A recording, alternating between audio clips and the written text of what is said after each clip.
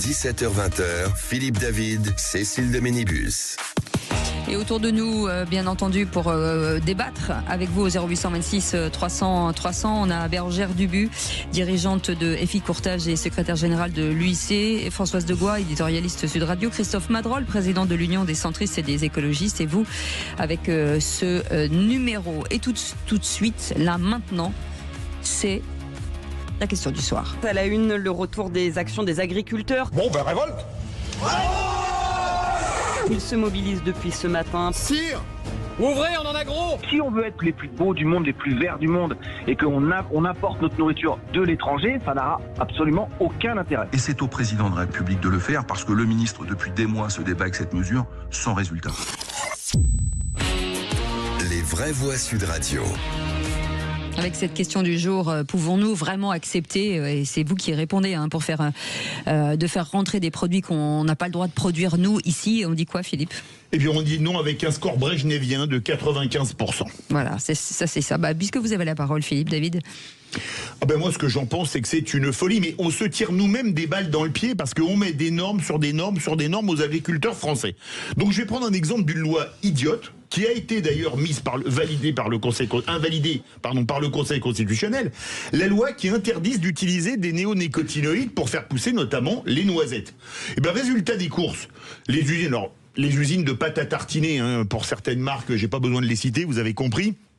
Elles ne pourront plus acheter de noisettes françaises parce qu'elles sont plus compétitives sans les néonicotinoïdes. Et donc, on va avoir de la noisette turque qui utilise, outre des néonicotinoïdes, des produits radicalement interdits en France. Est-ce qu'on se rend compte à quel point on est fou ? C'est-à-dire que la concurrence déloyale à nos agriculteurs, c'est nous-mêmes qui la faisons. Mais on est chez les malades. On est chez les malades. Allez, le 0826 300 300, c'est Jean-Pierre qui est avec nous, qui nous appelle de Marseille. Bonsoir, Jean-Pierre. Bonsoir toute l'équipe. Bonsoir Jean-Pierre. Ça va ? Oui, très et bien. vous ? Un Marseillais, toujours plaisir d'entendre un Marseillais, Jean-Pierre. De quel quartier, Jean-Pierre ? Écoutez, bientôt le quartier de Sormiou. Oh, que c'est beau. Dans le 9e. Je connais très bien. Et actuellement, vous êtes où ? Ça va, Pour l'instant, je redéménage. J'étais à La Ciotat, je retourne à Marseille. Vous êtes le seul. Généralement, on part de Marseille pour aller à La Ciotat, mais bon. Vous partez de Marseille pour retourner à Marseille, d'accord. Si j'ai bien compris.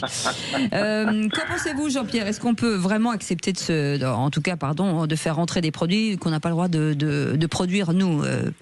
J'imagine que vous n'êtes pas d'accord, en tout cas. En fait, quand j'entends ça, la réponse est dans la question, c'est d'une telle évidence.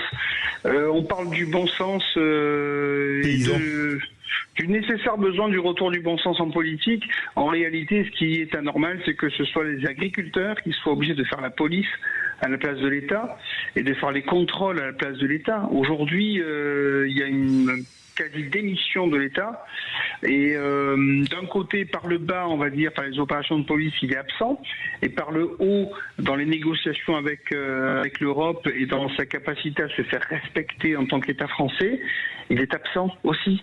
Donc honnêtement, aujourd'hui, les gens ont le choix entre quoi et quoi, entre se laisser faire ou se rebeller. Et ils se rebellent. Quand on est plus très loin de la mort, on remue encore un peu avant de mourir, parce que soit on se laisse tomber, soit on se bat pour ne pas mourir. Et c'est ce que font les agriculteurs. Ce qui est anormal, c'est la situation, c'est pas leur comportement. Françoise, allez-y.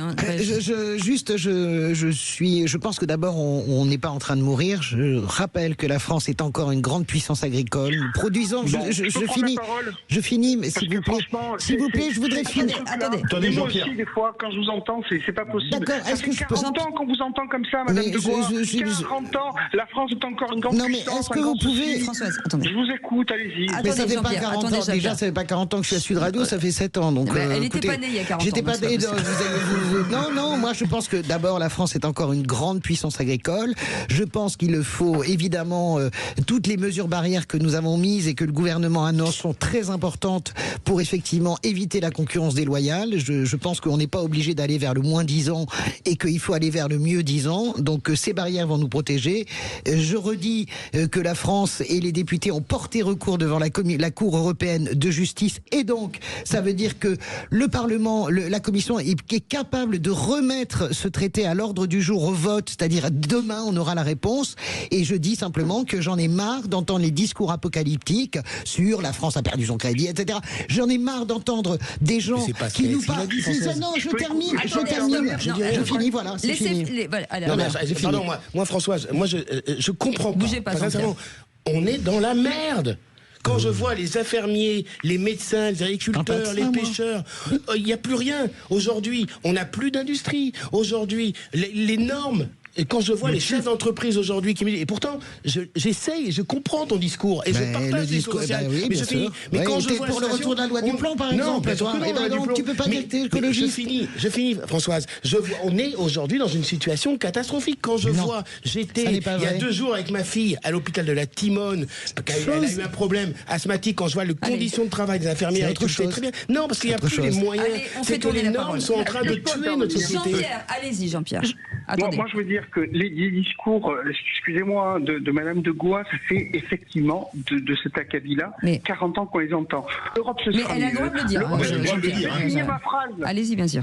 Voilà, l'Europe se sera mieux, c'est la croissance, c'est la paix, c'est ceci, c'est cela. Il y en a ras-le-bol. Ça ne marche pas.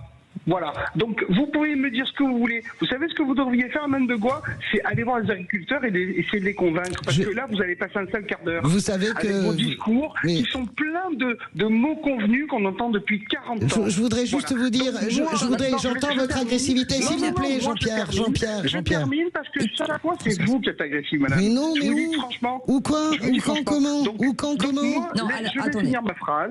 Allez-y, Jean-Pierre, et après on passera la parole à Françoise. Simplement, madame, c'est que ça fait 40 ans qu'on entend ça, ça fait 40 ans que ça marche pas, et ça fait 40 ans que dès qu'on vous dit autre chose, ça ne marche pas non plus. Il faut plus de ci, plus de ça, moins de ça. Moi, je dis, il faut arrêter cette escroquerie intellectuelle-là, qui consiste à penser que par des accords internationaux, où la France est plus capable de se faire respecter, on va s'en sortir. La France était une puissance agricole qui était la numéro 2 mondiale, et encore 30 ans. Aujourd'hui, on est numéro combien? Écoutez, en industrie, on est numéro combien?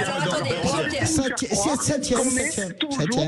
S'il vous plaît, Jean-Pierre, on laisse répondre Françoise et ensuite on passe la parole. Si vous permettez, je n'ai pas envie de rentrer dans une polémique. Bon, on s'en fout. Vous pensez ce que vous voulez, c'est pas le sujet. Moi, je vous dis quand même que nous ne sommes pas dans ce schéma apocalyptique. C'est vrai que nous sommes 6e nation industrielle, que l'Italie nous est passée devant, évidemment. Je rappelle que les plus grands champions industriels sont en Europe. J'en ai marre d'entendre ce discours apocalyptique sur l'Europe.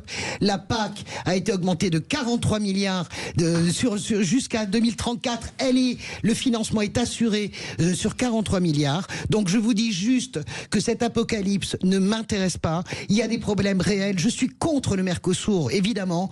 Et sur la question des agriculteurs, vous savez, je suis né dans un petit pays de montagne, donc je crois connaître les agriculteurs à peu près aussi bien que vous, mon ami. Voilà. Allez, Bérangère. Je comprends le désespoir de Jean-Pierre, et moi je trouve que la France, en fait, on se suicide. Il y a une détestation de nous. On était une puissance agricole et on met des normes en fait qui font crever nos agriculteurs.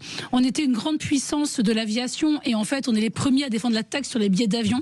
On est une puissance touristique. On est une immense puissance aéronautique. On était le premier pays touristique, etc. C'est encore le cas. Donc Françoise, je parle. Il y a une détestation de nous et en fait c'est pareil chez les agriculteurs. Moi, vous me savez, je suis plutôt libérale, je suis plutôt afuera. Donc je pense que la question c'est de péter une partie de nos normes qui sont absurdes pour que nos agriculteurs puissent vivre. Et je dirais juste, Françoise, quand vous dites la PAC à 43 milliards, je ne connais fille, petite fille, nièce, cousine de paysans. Je ne connais aucun paysan qui veut vivre de subventions de l'Europe et de la PAC. On veut vivre notre travail, on veut vivre de nos bois concours, on veut vivre de ça. Il y a 2 débats. Pardon, il y a tellement de débats. Mais dans la question, je comprends ce désespoir de Jean-Pierre et je suis d'accord avec lui. Il y a le discours de Jean-Pierre et il y a le discours sur l'Europe. Moi, je suis profondément européen, Jean-Pierre. Même si je dis qu'aujourd'hui, en France, nous sommes dans la merde. La question, c'est que nous ne sortirons pas de ce marasme sans une construction d'une vraie Europe démocratique ouverte. Quand je vois l'ensemble des pays, quand vous voyez les États-Unis, l'Inde, tous les pays émergents aujourd'hui, si nous n'avons pas une grande puissance comme l'Europe, eh ben, on disparaîtra encore pire. Non, mais je veux dire, alors que cette Europe-là ne nous convienne pas, Europe-là ne nous convienne pas aujourd'hui. En effet, on l'a dit tout à l'heure avec Madame van der Leyen, mais on ne sortira pas du marasme économique dans lequel on est sans Europe. Jean-Pierre. Puis-je intervenir? Oui, Oui, Jean-Pierre, c'est à vous. je sais pas, mais je ne comprends pas cette obsession européenne dans l'Europe telle qu'elle est aujourd'hui. Je sais pas, moi, la Suisse vit très bien, elle n'est pas dans l'Europe, elle n'a pas l'euro. C'est pas les mêmes. Il y a à peu près, je vais juste terminer, il y a combien de pays qui ne sont pas en Europe, Il y en a beaucoup, il y en a peu. Il y en a peu et tout le monde veut y rentrer. Non, mais tout le monde veut y rentrer. La Norvège ne veut pas y rentrer, la Suisse non plus. Chaque fois qu'on prend la parole, vous coupez la parole, Madame de Poix. Non, c'est injuste, arrêtez ça. Non, Françoise, Jean-Pierre, c'est pas vrai. Il y a beaucoup de gens autour de la table, c'est compliqué. Vous avez beaucoup de temps de parole. C'est vrai que vous êtes 6 à parler, donc c'est très compliqué. Et j'essaye de donner. Philippe David n'a toujours pas parlé. On vous a laissé. J'ai commencé le débat. Non, vous taisez pas, mais il faut que je puisse passer la parole aussi. Quand j'ai la parole, je l'ai. Quand je l'ai pas, j'interviens pas.